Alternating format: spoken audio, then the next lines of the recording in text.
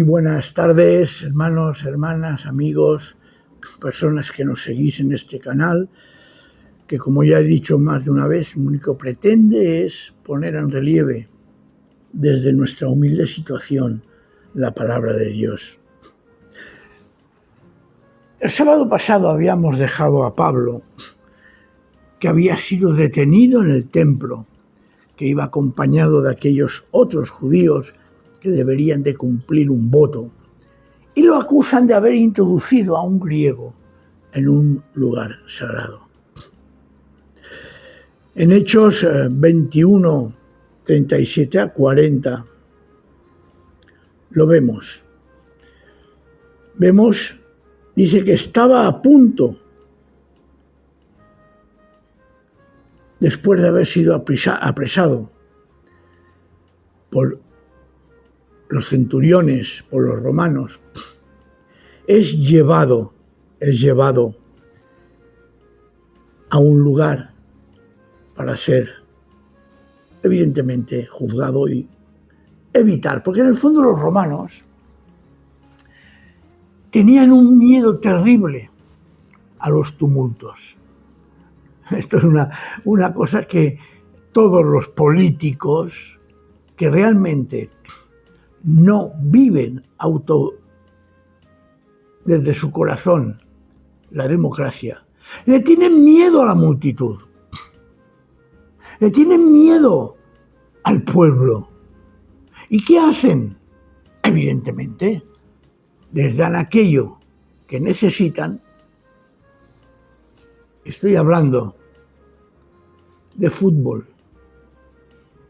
estoy hablando de programas en televisión, por ejemplo, de tipo música, concursos, etcétera, que en el trasfondo no es malo, lo aviso, pero sí que es utilizado por los poderes políticos para adormecer al pueblo. Y esto ha pasado siempre. Tú al pueblo dale pan, dale aquello que pueda distraerse para que yo pueda seguir en el poder y hacer lo que me dé la gana. Pablo es detenido en el templo. ¿Y qué sucede?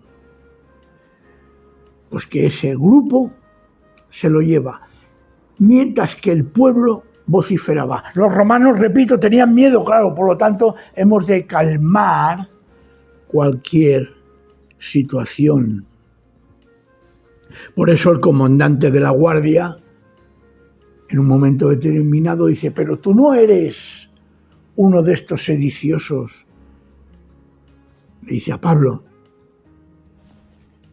que intentaban hacer una revuelta, y ahí se equivoca. Mirad, cuando lo toman, los soldados, dice el texto curioso, lo llevan en volandas a Pilato. Detrás el pueblo iba vociferando sin cesar: ¡mátalo, mátalo, mátalo!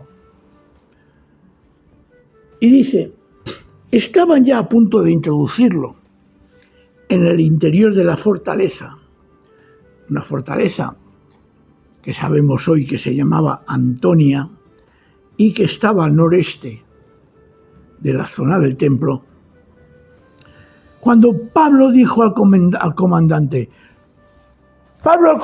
fijaos, ¿puedo hablar un momento contigo? Y el comandante reacciona. ¿Por qué? Porque va y le dice, ¿sabes hablar griego? Y fijaos cómo esto confirma lo que os he dicho antes. Entonces, dice el comandante, ¿no eres tú el egipcio que hace unos años provocó una revuelta y se fue al desierto con 4.000 guerrilleros, sicarios, celotes? Y Pablo dice, yo soy judío, natural de Tarso de Cilicia, una ciudad importante te ruego que me permitas hablar al pueblo. Aquel centurión se encuentra sorprendido y debe de pensar, esta persona, si no es aquel que en un momento dado intentó una revuelta contra el pueblo, contra nosotros, pues ¿por qué no voy a permitirle que hable? A ver si calma al pueblo. Calma al pueblo. Concedido el permiso, Pablo se situó en lo alto de la escalinata e hizo con la mano un ademán para conseguir la atención del pueblo. Y dice el texto que se hizo un profundo silencio. Y Pablo comenzó a hablar, dice el texto, en arameo. Literalmente se dice un dialecto hebraico, dialecto del hebreo. Tenemos algo importante también que acudir y decir. El arameo era la lengua que hablaba Abraham, hablaba Isaac, hablaba Jacob, que después fue evolucionando y acabó en el hebreo. Y lo que voy a decir, hay quien opina que no es así, pero es así, es algo que está confirmado por la historia. Ese arameo pasó, incluso se hablaba en Babilonia. Los judíos, cuando estuvieron en Babilonia, tenían el arameo, escritura aramea. Por eso los hallazgos arqueológicos en Israel, antes de la destrucción del primer templo, se encuentran en arameo.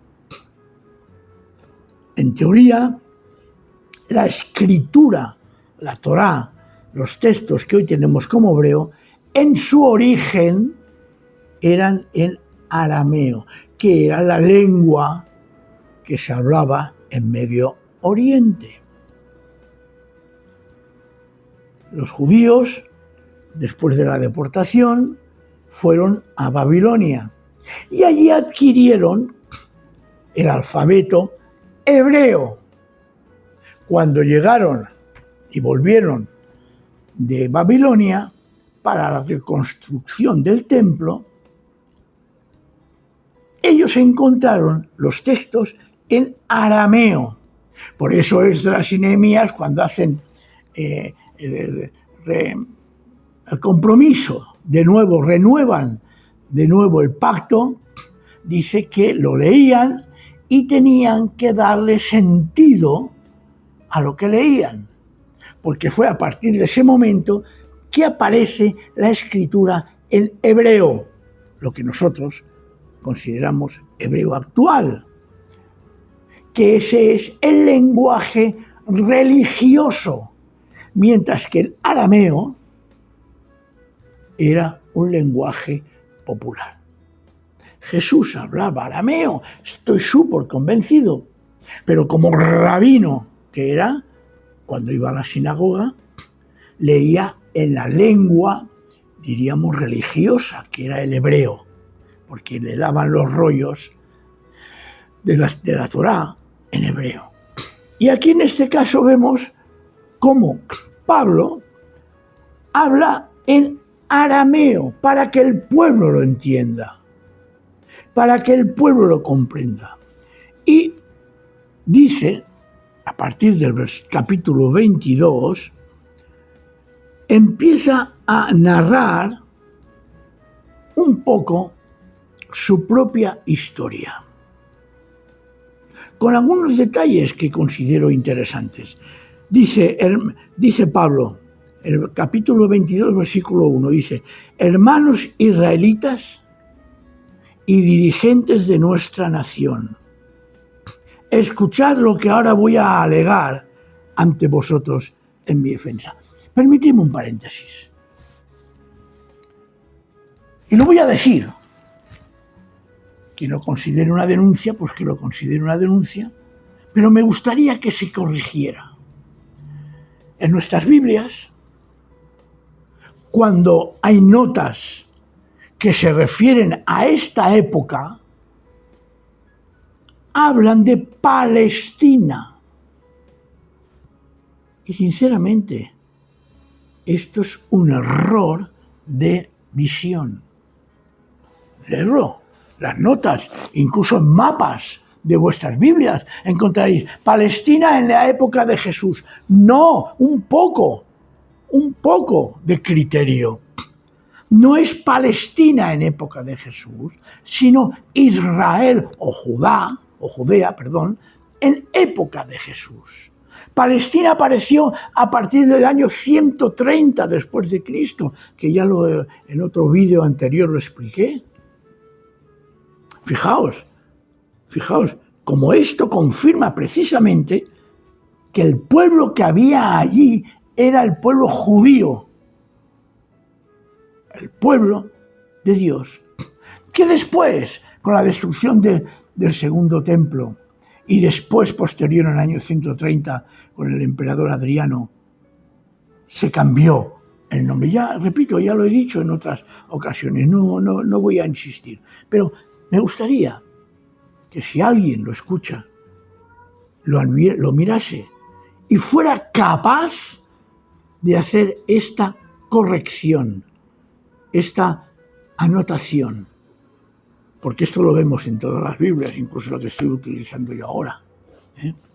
Pero sigamos. Dice Pablo, soy judío, el versículo 3. Ellos, al sentir que eran arameo, prestaron atención. Al oír esto, dices, Pablo, soy judío, nací en Tarso de Cilicia, pero me he educado en esta ciudad de Jerusalén. Fijaos qué cosa más interesante, qué cosa más preciosa. A veces decimos que Pablo fue el iniciador, y lo he dicho más de una vez, del cristianismo. No, el cristianismo aparece después de Pablo. Pablo era un judío. Él tenía conocimiento de griego, claro, porque su familia estaba en Tarso de Cilicia. Tenía conocimiento, pero su educación real se produce en la ciudad de Jerusalén y a los pies de un tal Gamaliel, quien, dice Pablo, me instruyó con esmero en la Torá de nuestros antepasados. Pablo no renunció a su judaísmo. Al contrario, entendió que Jesús, desde el mundo del pueblo de Dios, era para toda la humanidad y no renunció a su judaísmo. Y dice, sigue, siempre he mostrado un celo ardiente por Dios, igual que vosotros hoy. Es decir, se identifica con el pueblo judío y sus enseñanzas. Dice, he perseguido a muerte a los seguidores de este nuevo camino del Señor. Lo hemos hablado también más de una vez. Los primeros creyentes en Yeshua a Mesías, que Jesús era el Mesías, estaban dentro de las sinagogas. Compartían oraciones en el templo. Lo vemos solo es cuestión de leer un poco con detenimiento. Y Pablo dice que es un nuevo camino, es decir, una nueva forma dentro del judaísmo de adorar al Dios de Abraham, de Isaac y de Jacob. No al Dios inventado después por el concilio de Nicea, que por mucho que diga que es consecuencia de no. el mundo judío, el mundo cristiano de entonces, y como hoy debería ser, si queremos ser fieles a las Escrituras, adorar al Dios de Abraham, de Isaac y de Jacob, al Dios de Jesús, al Dios de Pablo. Lo que pasa es que no voy a seguir por este camino. Dice, he perseguido a muerte a los seguidores de este nuevo camino. Versículo 4 del capítulo 22. Apresando y metiendo en la cárcel a hombres y mujeres. Y dice, de ello pueden dar testimonio el sumo sacerdote y todo el consejo de ancianos que estaban allí. Pues de ellos recibí cartas para nuestros correligionarios judíos de Damasco, a donde me dirigía con el propósito de apresar a los creyentes que allí hubiera y traerlos encadenados a Jerusalén para ser castigados. Ya lo dije también en cierta ocasión. Pablo va a Damasco a apresar a cristianos que se reunían en la sinagoga de Damasco. La situación es muy clara. La actuación es preciosa.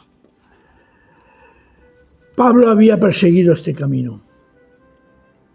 Incluso había intentado, ¿os acordáis, por ejemplo, con Esteban? Lo había hecho. Había intentado eliminar la fe en Jesús. Después viene el relato de su conversión que hace pública. Pero si os parece, lo miraremos la semana que viene, si creéis oportuno. Os espero. Por favor, poned me gusta. Suscribiros al canal de la Iglesia. Esto nos ayudará a que, como se llama el algoritmo nos ponga más en evidencia para la proclamación y expansión del Evangelio.